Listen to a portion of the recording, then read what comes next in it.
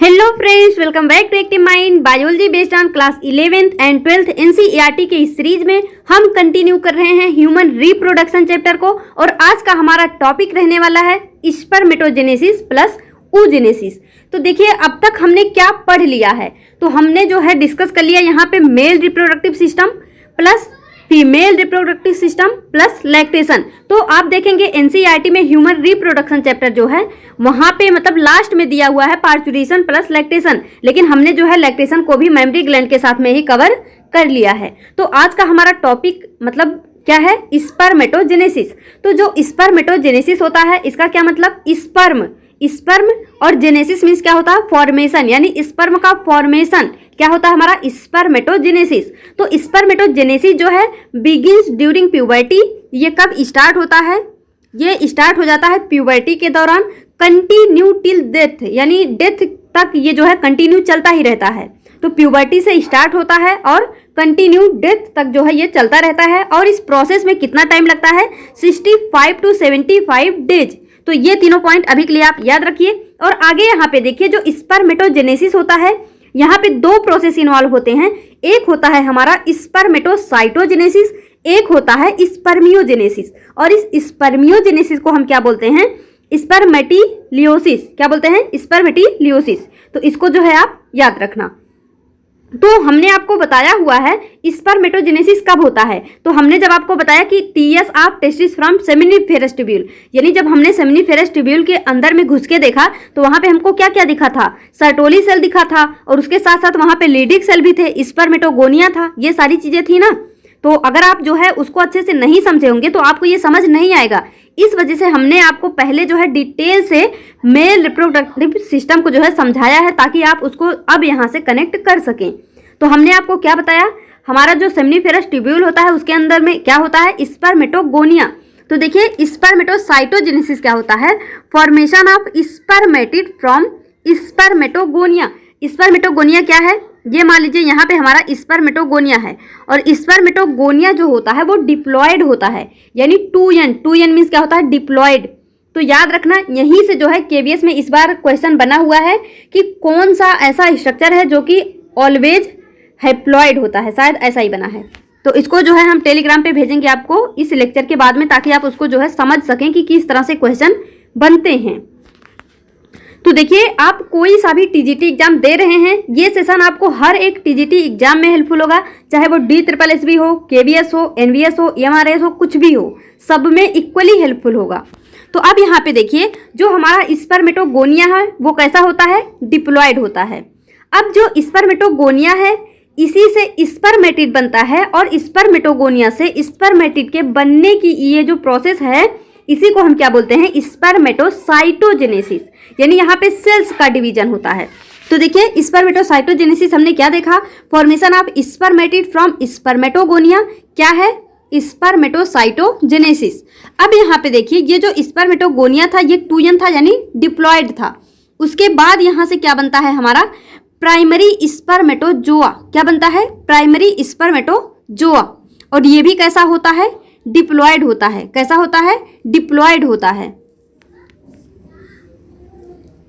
चाहे आप इसको प्राइमरी स्पर्मेटोजोआ बोलिए या फिर आप इसको बोल सकते हैं प्राइमरी स्पर्मेटोसाइट, दोनों नाम आप इसको जो है बोल सकते हैं। तो याद रखना प्राइमरी स्पर्मेटोसाइट या फिर प्राइमरी स्पर्मेटोजोआ।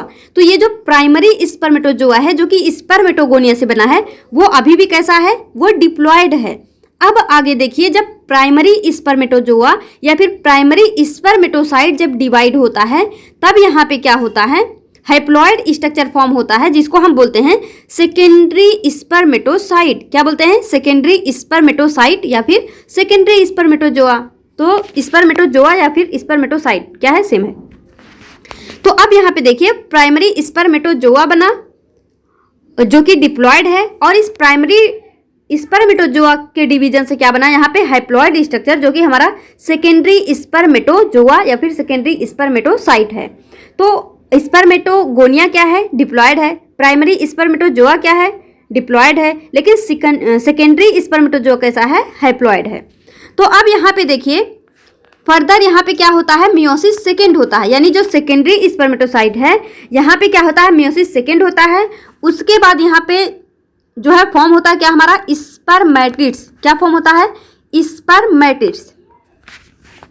तो हमने क्या देखा, मतलब स्पर्मेटिड का बनना स्पर्मेटोगोनिया से।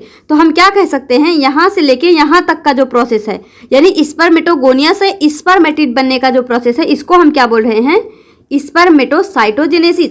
अब इसके आगे क्या है हमारा, स्पर्मियोजेनेसिस या फिर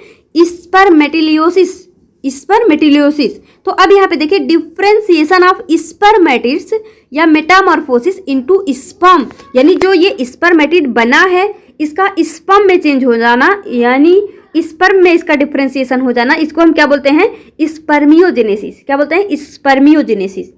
तो ये जो स्पर्मेटिड थे ये किस में चेंज हो गए, ये चेंज हो गए यहाँ से स्पर्म में। और स्पर्म कैसा होता है, हैप्लॉइड। तो यहाँ से हैप्लॉइड, डिप्लॉइड, ये सारी चीज़ें याद रखना। और ये भी याद रखना स्पर्मेटोसाइटोजेनेसिस क्या है और स्पर्मियोजेनेसिस क्या है। तो आई होप इतना आपको समझ में आ जा होगा। अब यहाँ पे देखिए स्पर्मेटोसाइटोजेनेसिस किस तरह से हो रहा है। तो स्पर्मेटोसाइटोजेनेसिस जो है ये स्टार्ट होता है प्रीमोर्डियल जर्म सेल से। किससे, पीजीसी, यानी प्रीमोर्डियल जर्म सेल से। ये जो प्रीमोर्डियल जर्म सेल होते हैं ये एक्स्ट्रागोनैडियल होते हैं। इनकी ओरिजिन जो है ये कब हो जाती है, ड्यूरिंग एम्ब्रियोनिक स्टेज, यानी जब एम्ब्रियो होता है उसी समय जो है इनकी ओरिजिन हो चुकी होती है। और ये कैसे होते हैं, ये एक्स्ट्रागोनैडियल होते हैं, यानी ये गोनेड के अंदर नहीं होते, गोनेड के बाहर होते हैं। और मतलब जो प्राइमोर्डियल जर्म सेल है ये कहाँ पे प्रोड्यूस होते हैं, यॉर्क सैक में। तो इसको भी आप याद रखना। अब ये जो पीजीसी है ये इंटर करता है गोनेड में और फिर यहाँ पे बनता है हमारा स्पर्मेटोगोनिया। तो ये तो अभी हमने आपको बताया स्पर्मेटोगोनिया कैसा होता है, 2n यानी डिप्लॉयड होता है। और ये किसके द्वारा मेंटेन होता है, यानी जो ये स्पर्मेटोसाइटोजेनेसिस की प्रोसेस है ये किसके द्वारा मेंटेन होता है, माइटोटिक डिवीजन। माइटोटिक डिवीजन, तो याद रखना माइटोटिक डिवीजन में क्या होता है, यहाँ पे देखिए डिप्लॉयड तो डिवीजन किया, लेकिन ये अभी भी डिप्लॉयड है, फिर ये फर्दर मतलब डिवीजन हुआ, फिर भी ये कैसा है, डिप्लॉयड है। तो यहाँ पे माइटोटिक डिवीजन में ये ऑलवेज मतलब डिप्लॉयड ही रहते हैं। इनका जो क्रोमोसोम नंबर है वो चेंज नहीं होता है। तो 2n है, 2n ही रहेंगे। तो स्पर्मेटोगोनिया कैसा है, डिप्लॉयड। तो अब यहाँ पे देखिए स्पर्मेटोगोनिया जो है, स्पर्मेटोगोनिया डिप्लॉयड है। अब धीरे धीरे इसकी साइज क्या होती है, इंक्रीज होती है। क्या होती है, इंक्रीज होती है। जब इसकी साइज इंक्रीज होती है तो हम इसको बोलते हैं, क्या बन गया हमारा, प्राइमरी स्पर्मेटोसाइट। प्राइमरी स्पर्मेटोसाइट या फिर प्राइमरी स्पर्मेटोजोआ।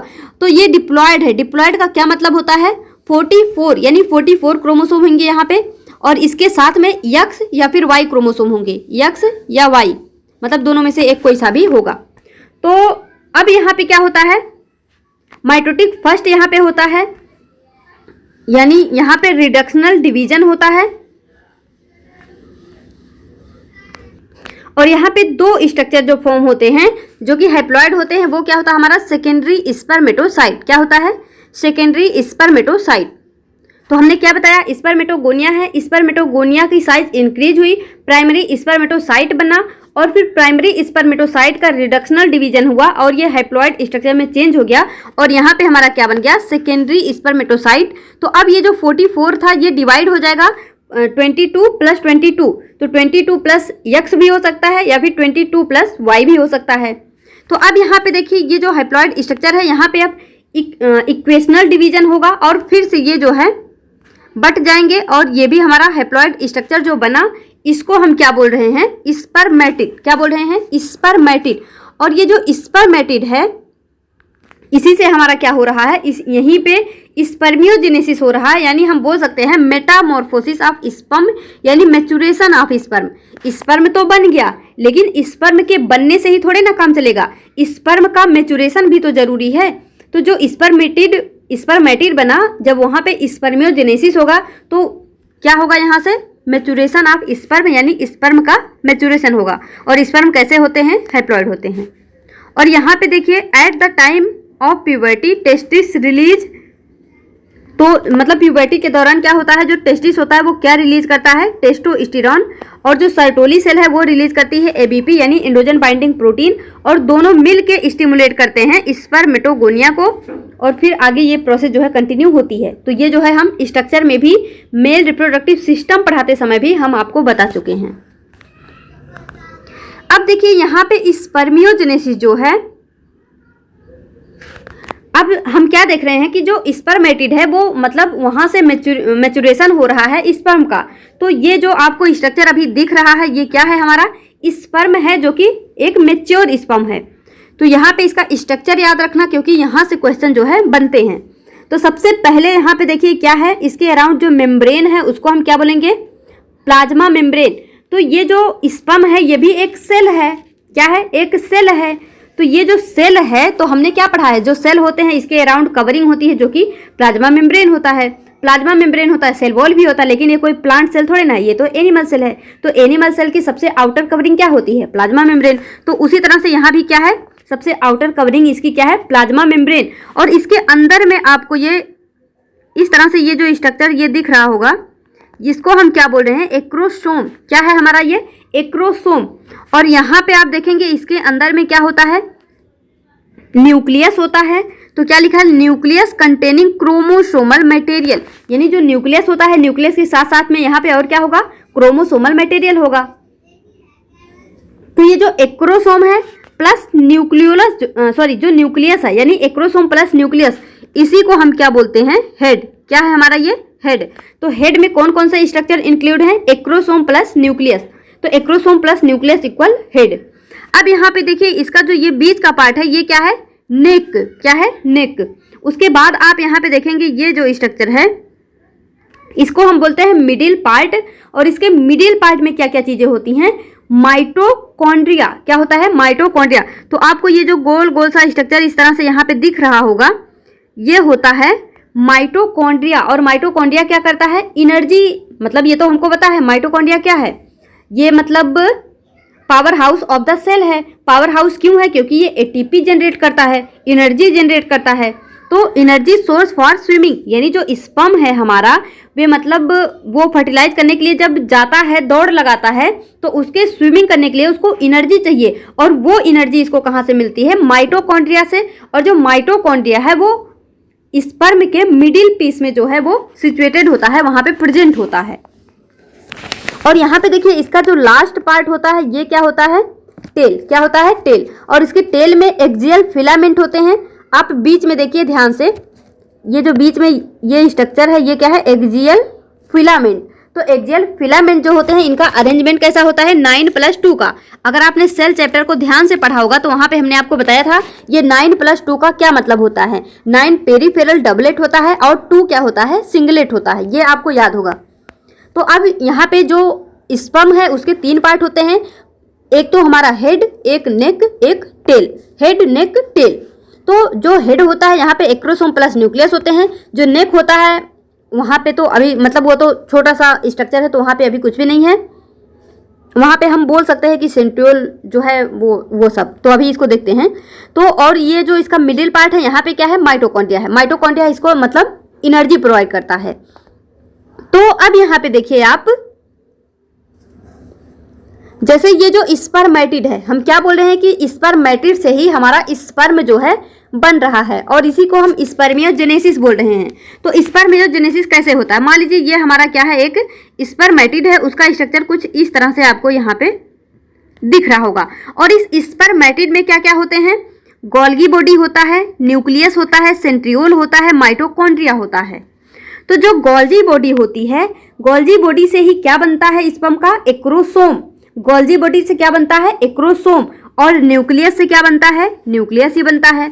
सेंट्रियोल से क्या बनता है, नेक वाला रीजन बनता है। माइटोकॉन्ड्रिया से क्या बनता है, इसका मिडिल पीस जो है यहाँ पे माइटोकॉन्ड्रिया बनता है।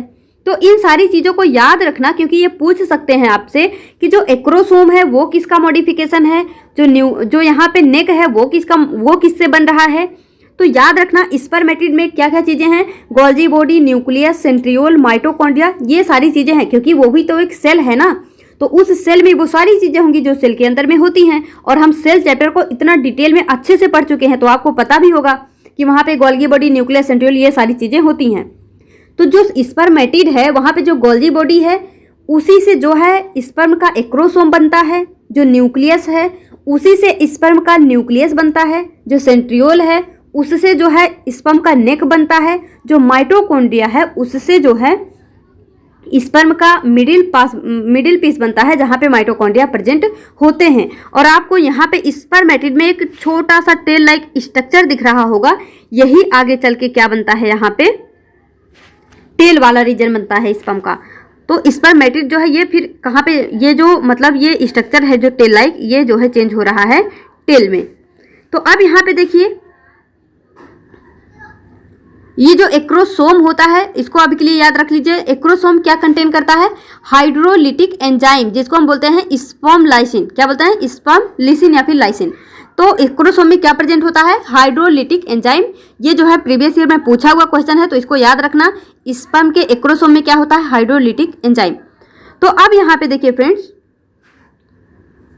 जो सर्टोली सेल होता है, सर्टोली सेल क्या रिलीज करता है, SMF यानी स्पर्म मैच्योरेशन फैक्टर, और इसी के थ्रू जो है स्पर्म मैच्योरेशन होता है, यानी ये स्पर्मियोजेनेसिस प्रोसेस जो है होता है। तो ये तो हम आपको बता ही दिए हैं, तो ये आपको समझ में आ गया होगा। अब ये जो नेक होता है, यहाँ पे देखिए एक प्रॉक्सिमल सेंट्रियोल, एक होता है डिस्टल सेंट्रियोल। तो हम यहाँ पे क्या देख रहे हैं, जो नेक होता है वो सेंट्रियोल से बनता है। तो जो सेंट्रियोल से बनता है तो यहाँ पे एक होता है प्रॉक्सिमल सेंट्रियोल, एक होता है डिस्टल सेंट्रियोल। तो जो प्रॉक्सिमल सेंट्रियोल होता है help in first cleavage after fertilisation, यानी जब फर्टिलाइजेशन होता है तो ये कहाँ पे हेल्प करता है, फर्स्ट क्लीवेज में। तो इसको आप अभी के लिए याद रखिए, आगे तो हम डिस्कस करेंगे ही फर्टिलाइजेशन, तो वहाँ पे आपको समझ में आ जाएगा। तो इसीलिए तो हम मतलब कुछ चीज़ें पढ़ते हैं फिर आगे ले जाके उसको कनेक्ट करते हैं। तो अभी हम यहाँ पे स्पर्म पढ़ रहे हैं, तो स्पर्म ही ओवा को फर्टिलाइज करेगा, तो वो प्रोसेस जो है फर्टिलाइजेशन का उसको हम आगे डिस्कस करेंगे। लेकिन अभी हम स्पर्म पढ़ रहे हैं तो हमको ये पता होना चाहिए कि कौन सा पार्ट क्या करता है।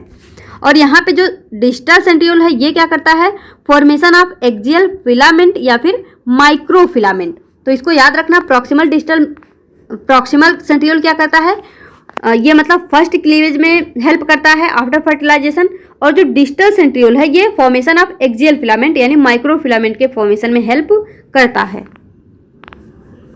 अब देखिए friends, after spermiogenesis sperm head become embedded in the Sertoli cell, यानी जो स्पर्मियोजेनेसिस जब होती है तो स्पर्म का हेड जो होता है वो एम्बेडेड हो जाता है सर्टोली सेल में, and finally release from the seminiferous tubule by process called spermiation. यानी देखिए इस तरह से आपको, ये क्या है, हमारा सर्टोली सेल है, और इस सर्टोली सेल से जो है यहाँ पे स्पर्म जो है वो अटैच हैं। तो जब स्पर्म सर्टोली सेल से अटैच होंगे तो हम इसको बोलते हैं स्पर्मेटिड, और जब यहाँ से ये मतलब उससे अलग हो जाते हैं, यानी हम बोल सकते हैं रिमूवल ऑफ साइटोप्लाज्म जब हो जाता है तो ये चेंज हो जाते हैं स्पर्म में, और इसी को हम बोलते हैं स्पर्मिएशन। यानी जब ये वहाँ से मतलब रिलीज हो जाते हैं, यहाँ से हट जाते हैं, तो इसको हम क्या बोलते हैं, स्पर्मिएशन यानी रिमूवल ऑफ साइटोप्लाज्म। जब हमने क्या पढ़ा था, जो सर्टोली सेल होता है वो ब्लड स्पर्म बैरियर होता है, ब्लड स्पर्म बैरियर होता है। तो ये जो यहाँ पे स्पर्म है जब तक वो सर्टोली सेल से जुड़ा हुआ है तो हम क्या बोलते हैं, इसको हम बोलते हैं स्पर्मेटिड। और जैसे ही सर्टोली सेल से वो अलग हुआ, यानी उसका साइटोप्लाज्म वहाँ से रिमूव हुआ, तो हम उसको क्या बोल देते हैं यहाँ पे, स्पर्म। तो स्पर्म और स्पर्मेटिड में ज़्यादा अंतर नहीं है, बस थोड़ा सा ही यहाँ पे माइन्यूट सा डिफरेंस है। अगर वो सर्टोली सेल से जुड़ा है तो वो क्या है, स्पर्मेटिड, अगर उससे अलग है तो वो स्पर्म है। अब यहाँ पे देखिए, कभी कभी आपसे क्वेश्चन पूछते हैं, for the formation of 100 sperm, मान लीजिए हमको 100 स्पर्म का फॉर्मेशन करना है, तो यहाँ पे कितने मियोटिक डिवीजन होंगे, कितने मियोटिक डिवीजन होंगे। तो एक मियोटिक डिवीजन से जो है 4 स्पर्म बनते हैं। तो यहाँ पे 100 स्पर्म बनाने के लिए क्या करेंगे, हम डिवाइड बाई 4 कर देंगे, तो 25 यहाँ पे मियोटिक डिवीजन होंगे। उसके बाद देखिए, how many primary spermatocyte are required. Primary spermatocyte क्या होते हैं, हैप्लॉइड होते हैं। तो यहाँ भी क्या होंगे, 4 होंगे। फिर हम इसको 4 से डिवाइड करेंगे, 25। अब यहाँ पे देखिए how many secondary spermatocyte are required. Secondary spermatocyte कैसे होते हैं, डिप्लॉयड होते हैं। तो जब हम 100 को 2 से डिवाइड करेंगे तो कितना आ जाएगा हमारा 50 आ जाएगा। उसके बाद how many spermatid are required, तो स्पर्मेटिड तो उतने ही होंगे ना, मतलब एक स्पर्मेटिड से एक स्पर्म बनता है, एक स्पर्मेटिड से एक स्पर्म बनता है। तो 100 स्पर्म को बनाने के लिए 100 स्पर्मेटिड चाहिए होगा। तो यहाँ पे क्या है, how many spermatid are required for the formation of 100 sperm. तो आप क्या बोलेंगे, 100 स्पर्मेटिड और required for the formation of 100 sperm. तो ये आपको समझ में आया होगा। तो चलिए आगे हम जो है डिस्कस करते हैं। तो यहाँ पे जो है हमारा स्पर्मेटोसाइटोजेनेसिस, यानी हम मतलब हाँ ये हमारा कंप्लीट होता है। और हम अब आगे डिस्कस करेंगे oogenesis। तो आपको स्पर्मेटोसाइटोजेनेसिस समझ में आया होगा। और आगे अब हम क्या डिस्कस करेंगे, oogenesis। oogenesis कहाँ पे होता है, ओवम में। तो अब देखिए ये क्या है, हमारा diagrammatic view of section through ovary. तो अब हम यहाँ पे सबसे पहले ओवरी का डिस्कस करते हैं और उसके बाद जो है देखेंगे oogenesis किस किस तरह से कैसे होता है। तो सबसे पहले देखिए फ्रेंड, जो oogenesis होता है इसी को हम बोलते हैं फॉलिक्यूलोजेनेसिस। क्या बोलते हैं, फॉलिक्यूलोजेनेसिस। जो oogenesis है इसी को हम बोलते हैं फॉलिक्यूलोजेनेसिस। आप इसको लिख लेना, देखिए इधर है ये, मतलब फॉलिक्यूलोजेनेसिस या फिर oogenesis। तो अब यहाँ पे क्या होता है, जो ओवा होता है वो फॉलिकल के अंदर होता है। जो ओवा होता है वो फॉलिकल के अंदर होता है।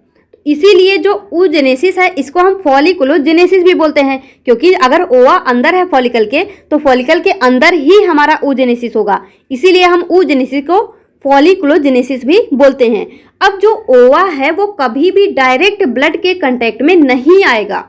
जो ओवा है वो कभी भी डायरेक्ट ब्लड के कांटेक्ट में नहीं आएगा। ठीक उसी तरह से जो स्पर्म है वो भी कभी ब्लड के डायरेक्ट कांटेक्ट में नहीं आएगा। अब आप सोचेंगे आखिर ऐसा क्यों, मतलब स्पर्म भी हम देखते हैं वहाँ पे सर्टोली सेल जो है ब्लड स्पर्म बैरियर की तरह काम करता है। तो उसी तरह से oogenesis में भी, यानी फीमेल के केस में क्या होता है, एक स्ट्रक्चर होता है जिसको हम बोलते हैं ग्राफियन फॉलिकल। क्या बोलते हैं, ग्राफियन फॉलिकल। तो ये जो ग्राफियन फॉलिकल होता है वो ओवा ब्लड बैरियर की तरह काम करता है।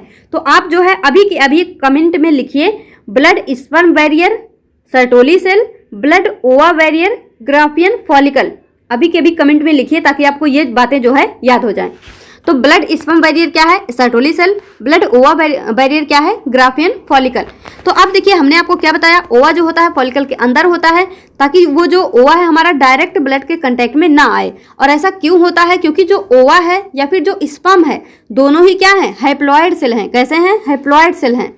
अगर ये डायरेक्ट ब्लड के कांटेक्ट में आएंगे तो हमारा जो इम्यून सेल है उसको खत्म कर देगा। लेकिन हम ऐसा थोड़े ना चाहते हैं कि हमारा जो स्पर्म है या फिर ओवा है उसको इम्यून सेल खत्म कर दें। इस वजह से यहाँ पे जो है ओवा ब्लड बैरियर या फिर स्पर्म ब्लड बैरियर की जरूरत होती है। तो अब यहाँ पे देखिए इस प्रोसेस को हम डिस्कस करते हैं। तो सबसे पहले देखिए यहाँ पे आपको दिख रहा होगा प्राइमरी फॉलिकल। क्या दिख रहा है, प्राइमरी फॉलिकल। तो ये है हमारा प्राइमरी फॉलिकल। और at the time of puberty 60,000 to 80,000 primary follicle are present. यानी जो प्राइमरी फॉलिकल होते हैं प्यूबर्टी के टाइम पे ये कितने होते हैं, 60,000 से 80,000 होते हैं। लेकिन फ्रेंड्स याद रखना ये जो प्राइमरी फॉलिकल है ये जन्म से पहले ही बन जाता है। ये कब बन जाता है, जन्म से पहले ही। और जब ये जन्म से पहले ही यानी प्रेगनेंसी के दौरान ही ये बन जाता है। तो जब ये बनता है तो इसकी जो नंबर होती है, इसकी जो संख्या होती है वो मिलियंस में होती है। लेकिन जैसे जैसे प्यूबर्टी आती है ये डीजेनरेट हो जाते हैं। और डीजेनरेट होने के बाद ये प्यूबर्टी के टाइम पे कितने रह जाते हैं, 60,000 से 80,000 रह जाते हैं। तो आपको लगेगा कि मतलब ये डीजेनरेट होते होते जब तक मतलब डेथ होने को आएगा तब तक ये सारे खत्म हो जाएंगे। तो ऐसा नहीं होता है। यहाँ पे क्या होता है, मतलब हर मंथ मतलब एवरी मंथ केवल एक ओवा यहाँ से रिलीज होता है और वही जो है इस पूरे प्रोसेस को कंप्लीट करता है। तो इस तरह से मतलब अगर हम बोलें कि हर मंथ एक ओआर रिलीज हो रहा है, यानी 12 महीने में 12 ओआर रिलीज हो रहा है, तो इस तरह से जो है आप अगर लगाएंगे तो कम से कम 500 से 600 ओआ ही हमारे क्या होते हैं, मतलब यहाँ से यूज होते हैं। तो अब ये देखिए, जो मतलब eight the time of puberty primary follicle कितने हैं, 60,000 से 80,000 हैं। और इसके अंदर में क्या है, इसके अंदर में क्या होता है, प्राइमरी oocyte, क्या होता है, प्राइमरी oocyte। और यहाँ पे मियोसिस अरेस्ट इन प्रोफेज फर्स्ट, यहाँ पे मियोसिस क्या होता है, अरेस्ट होता है। अब उसके बाद देखिए प्यूबर्टी के टाइम पे क्या होता है, एफएसएच रिलीज होता है, फॉलिकल स्टिमुलेटिंग हार्मोन्स जो होता है वो रिलीज होता है और वो एक्टिवेट होता है प्यूबर्टी के टाइम पे। और जब ये एक्टिवेट होता है तो ये मतलब इसको एक्टिवेट करता है और यहाँ से जो यहाँ पे प्राइमरी oocyte है, सॉरी यहाँ पे जो प्राइमरी फॉलिकल है वो सेकेंडरी फॉलिकल में चेंज हो जाता है। यानी ये जो प्राइमरी फॉलिकल है वो आगे मतलब जब एफएसएच रिलीज होगा तो वो इसको एक्टिवेट करेगा और प्राइमरी फॉलिकल जो है इसकी साइज वगैरह जो है इंक्रीज होगी और ये बन जाएंगे हमारे सेकेंडरी फॉलिकल। ये कैसे हैं, ग्रोइंग फॉलिकल, यानी इसी को हम बोल रहे हैं सेकेंडरी फॉलिकल। और इस सेकेंडरी फॉलिकल के अंदर में क्या होता है, हमारा प्राइमरी oocyte, क्या होता है, प्राइमरी oocyte। तो अब आगे देखिए, ये जो ग्रोइंग फॉलिकल है यानी जो सेकेंडरी फॉलिकल है, इनकी साइज और इंक्रीज होती है, ये और भी मैच्योर होते हैं। तो यहाँ पे क्या बनता है फिर, टर्शियरी फॉलिकल, क्या बनता है, टर्शियरी फॉलिकल। और इसके अंदर में क्या होता है, सेकेंडरी oocyte, क्या होता है, सेकेंडरी oocyte।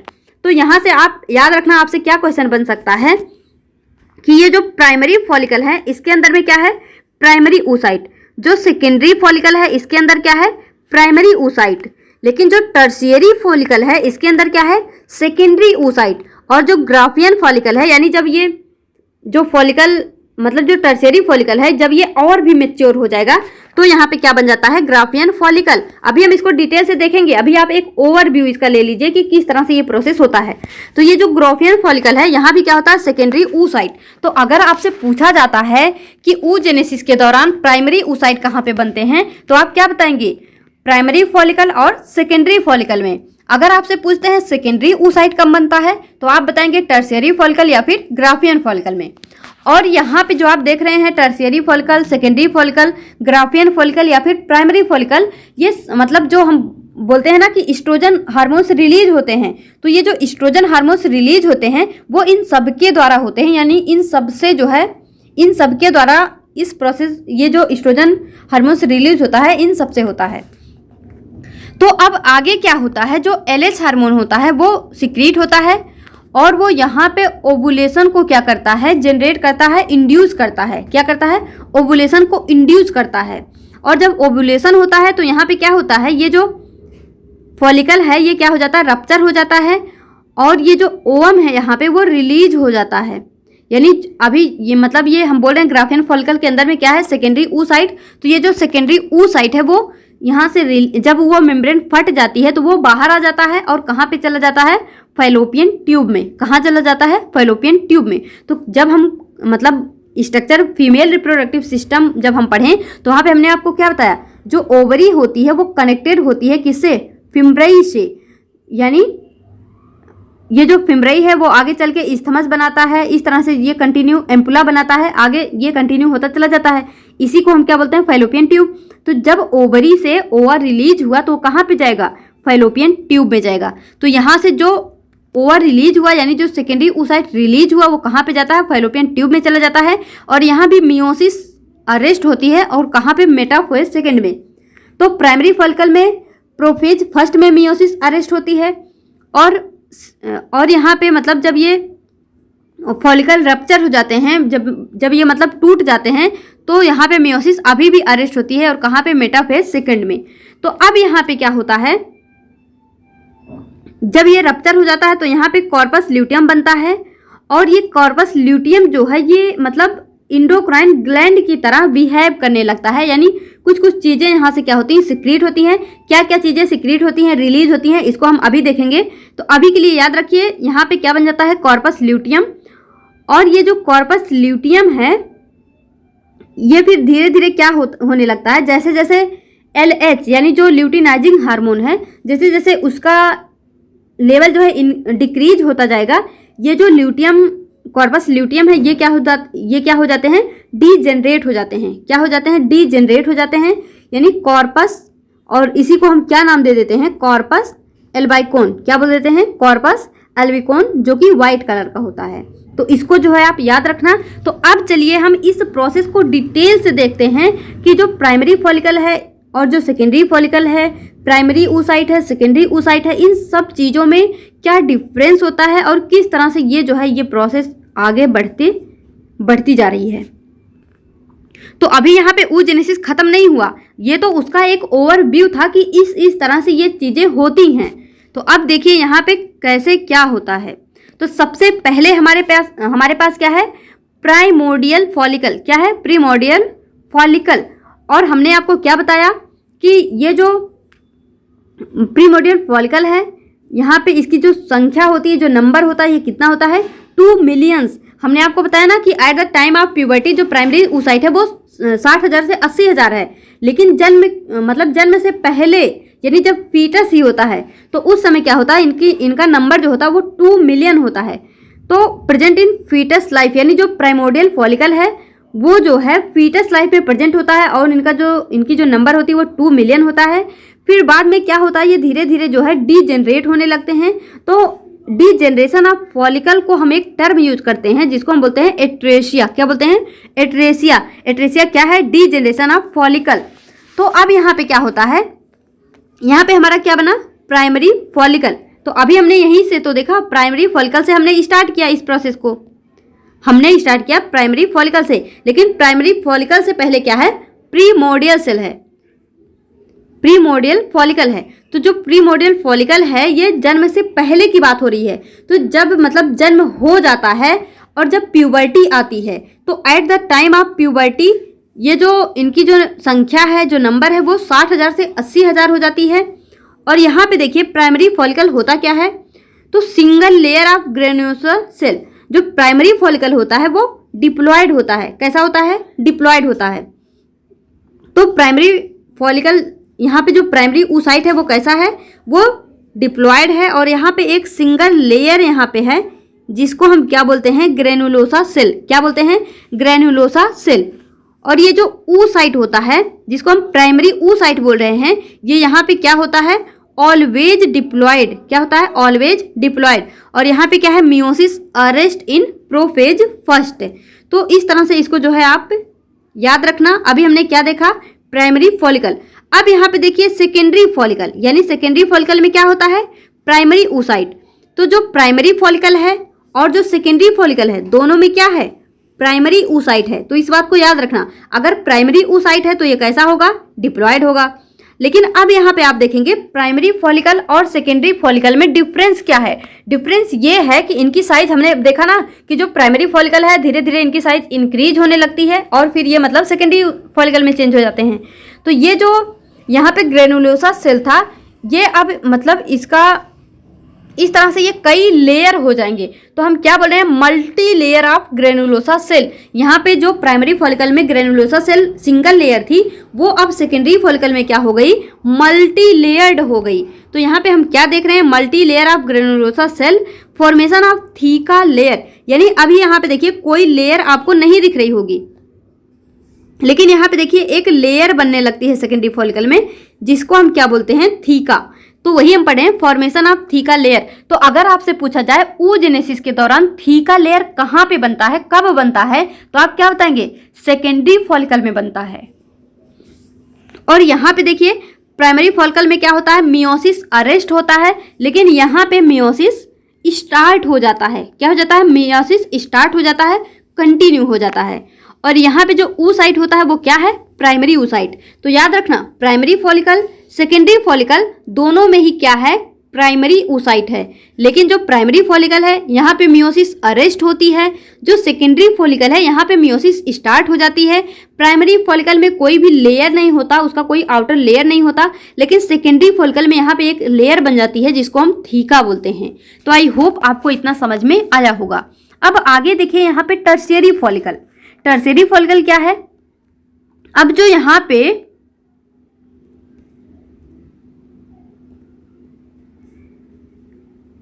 अब जो यहाँ पे ये जो लेयर बना था थीका, ये थीका अब आप देखेंगे ये और भी मतलब 2 पार्ट में डिवाइड हो जाता है। एक होता है थीका इंटरना, यानी अंदर का पार्ट जो है वो थीका इंटरना, और जो बाहर का है वो क्या है, थीका एक्सटर्ना।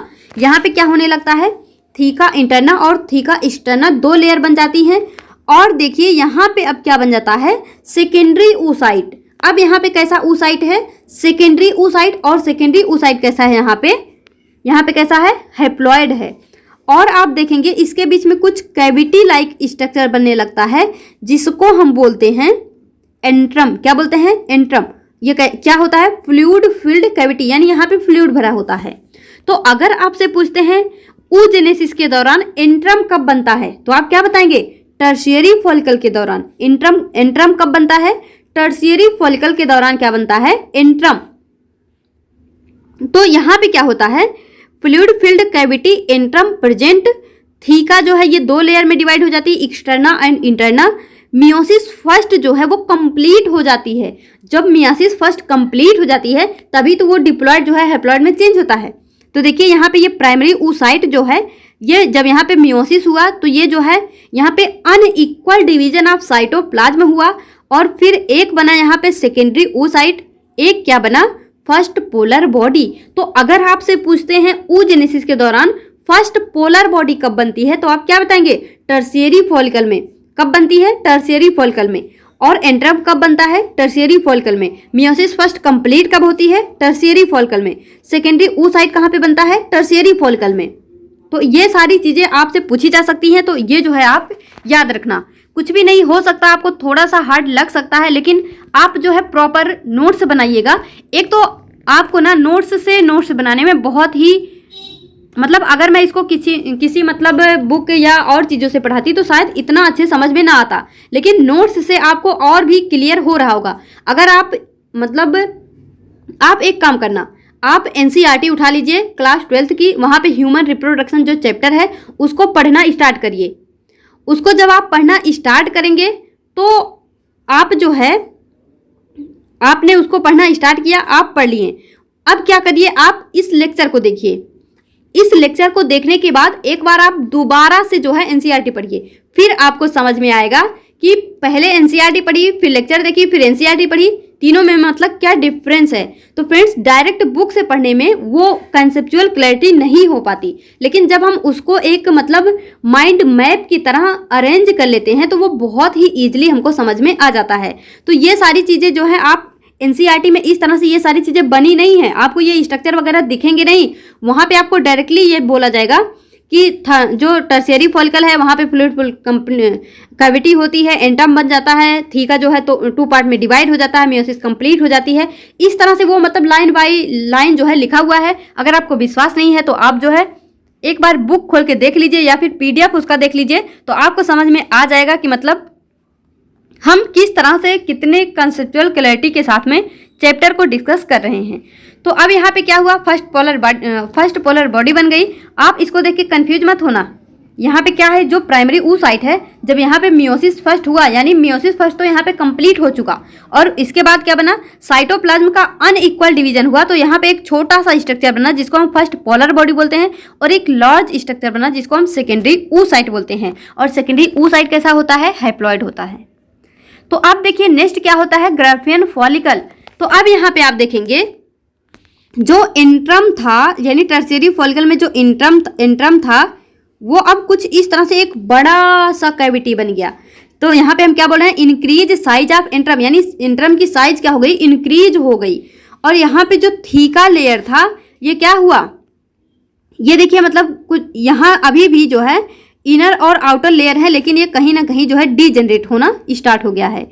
और ये जो आपको दिख रहा है सेकेंडरी oocyte, तो सेकेंडरी oocyte के अराउंड यहाँ पे एक मेम्ब्रेन होती है जिसको हम जोना पेलुसिडा बोलते हैं। क्या बोलते हैं, जोना पेलुसिडा।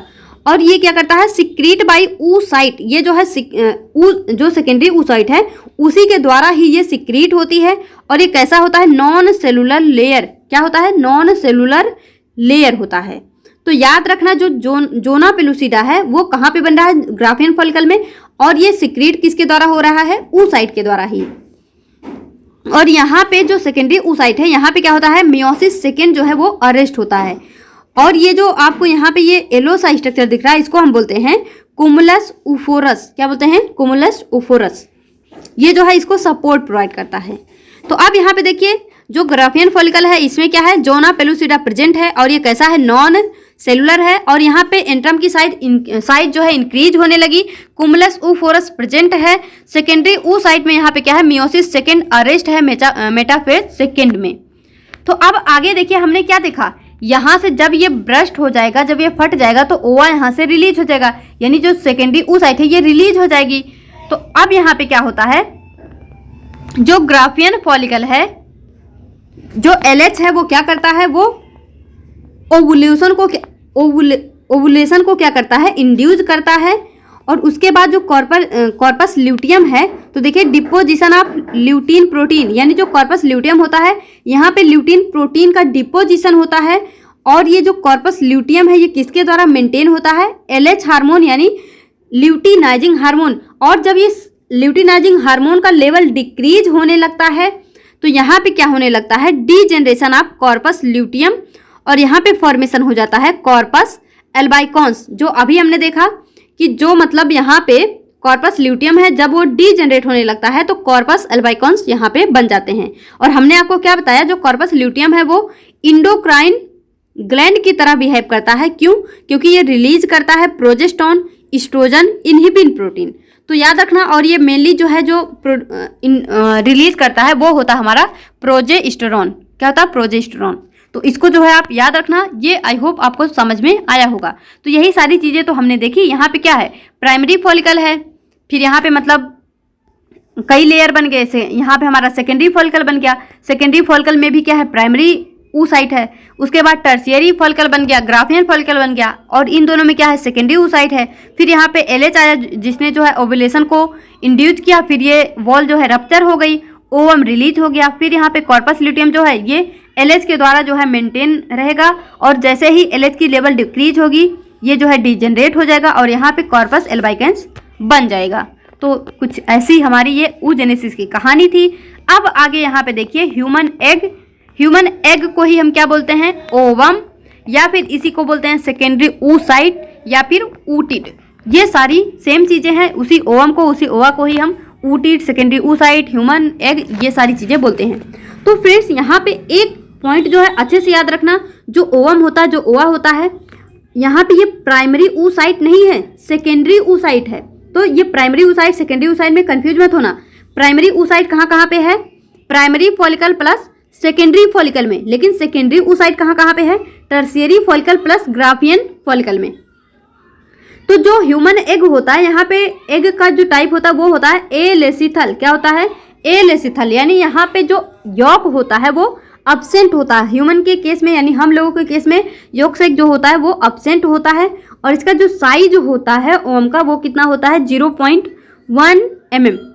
ये जो है स्पर्म है, ये सेल ऑफ कोरोना रेडिएटा है, ये पेरीविटेलाइन स्पेस है। जो फर्स्ट पोलर बॉडी होती है ना, वो आके यहीं इसी स्पेस में जो है वो अटक जाती है।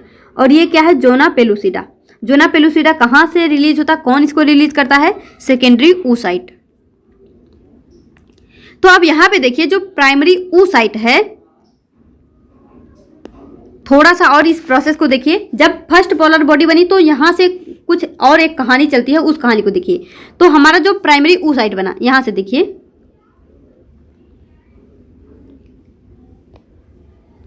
ये हमारा क्या है, प्राइमरी पोलर बॉडी बनी, और इसके साथ में यहाँ पे सेकेंडरी oocyte बना। तो यहाँ से जो प्रोसेस कंटिन्यू होता है उसको देखिए। तो अभी हमारे पास क्या है, प्राइमरी oocyte जैसे जो कि क्या है, डिप्लॉयड। अब यहाँ पे जब ये डिवाइड हुआ तो फर्स्ट यहाँ पे अनइक्वल डिवीजन ऑफ साइटोप्लाज्म हुआ, जिससे एक छोटा सा स्ट्रक्चर बना जिसको हम फर्स्ट पोलर बॉडी कहते हैं। और ये कहाँ पे इसका फॉर्मेशन होता है, टर्शियरी फॉलिकल में। और इसके साथ ही यहाँ पे क्या बनता है, सेकेंडरी oocyte, जहाँ पे मियोसिस सेकेंड क्या होती है, अरेस्ट होती है।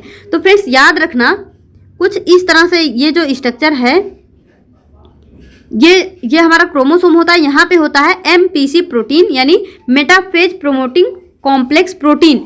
तो यहाँ पे देखिए जो सेकेंडरी oocyte है, जब ये इंटर करता है फैलोपियन ट्यूब में, जब यहाँ पे सेकेंडरी oocyte क्या है, ओवम है, तो ओवम जब यहाँ पे फैलोपियन ट्यूब में इंटर करता है तो एक तो यहाँ पे क्या है, ओवम है यानी फीमेल गैमीट, एक है हमारा स्पर्म तो अभी बाहर से आया है, और ये कैसा हैप्लॉइड, दोनों क्या है, हैप्लॉइड है।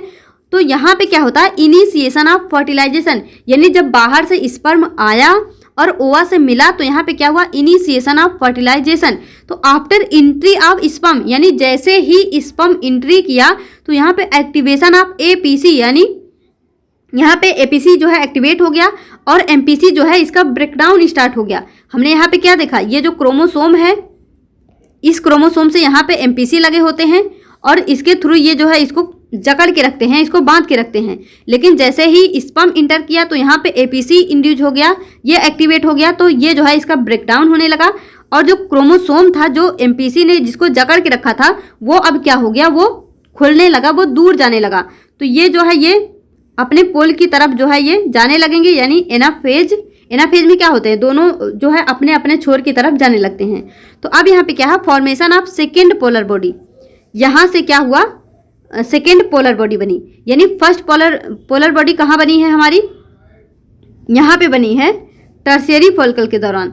और जब यहाँ पे सेकेंडरी oocyte में आके स्पर्म जो है उसके साथ में मिला तो यहाँ पे एक्टिवेशन ऑफ एपीसी हुआ और उसके बाद जो है यहाँ पे formation of second polar body हुआ और यहाँ से क्या बना हमारा, जाइगोट, यानी स्पर्म और ओवा मिल गए तो यहाँ पे क्या बनेगा, जाइगोट बनेगा, और जो कि कैसा होगा, डिप्लॉयड होगा।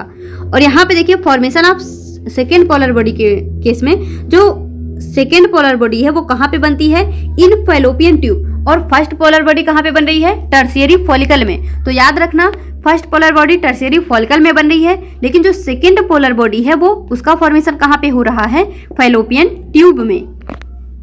तो अब देखिए आफ्टर एंट्री ऑफ स्पर्म, यानी जो ये सेकेंड पोलर बॉडी बन रही है ये स्पर्म के एंट्री के बाद ही बन रही है, लेकिन but before completion of fertilisation, लेकिन कब, जब मतलब अगर यहाँ पे फर्टिलाइजेशन कंप्लीट हो गया फिर तो जाइगोट बन जाएगा। तो मतलब जाइगोट के बनने से पहले ही, यानी फर्टिलाइजेशन के कंप्लीट होने से पहले ही यहाँ पे क्या बनती है, सेकेंड पोलर बॉडी। और formation of first polar body कहाँ पे होता है, in ovary, in tertiary follicle. तो याद रख लेना, अगर आपसे पूछते हैं कि मतलब फर्स्ट पोलर बॉडी का फॉर्मेशन कहाँ पे होता है, सेकेंड पोलर बॉडी का फॉर्मेशन कहाँ पे होता है, कब होता है, तो ये सारी चीजें आपको पता होनी चाहिए।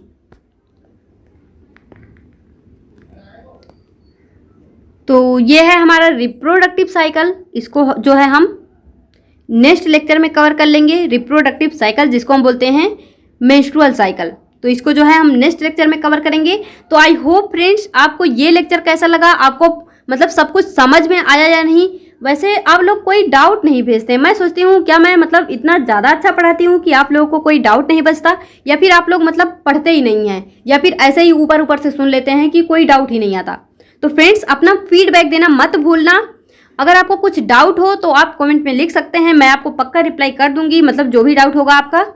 तो इस वीडियो में यहीं तक, मिलेंगे अपने नेक्स्ट वीडियो में, तब तक के लिए all the best, be happy, be positive.